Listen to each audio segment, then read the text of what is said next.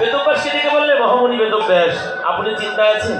তো বলে, হ্যাঁ আমি চিন্তায় আছি। কি জানো, আমি অনেক শাস্ত্র গ্রন্থ, লক্ষ লক্ষ শাস্ত্র গ্রন্থ আমি লিপিবদ্ধ করেছি, কিন্তু আমার মনে যেন কোনো শান্তি নেই।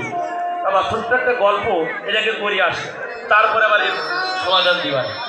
একজন বাবা দেখবেন গ্রামে ভাগবত পাঠ করে না, গীতা পাঠ করে, বেদ পাঠ করে, অনেক জ্ঞানী, অনেক কিন্তু জানে যে আমি গ্রামের মুখ কে জানে কীর্তন, আমি সব জানি, আমার মতো ভালো কীর্তনীয় জগতে নেই। কিন্তু মহাপ্রভু কি বললেন, যে বলে আমি ভালো কৃষ্ণ কথা জানি, তাকে আমি পশুর ভিতরে কিনি, সর্বত্র আপনাকে হীন করে মানে কৃষ্ণ কৃপা করিবেন, দৃঢ় করে দেন। এই পণ্ডিত ওই বাড়িতে শুধু ওই পাঠ করে, বেদ পাঠ করে, গীতা পাঠ করে, সব পাঠ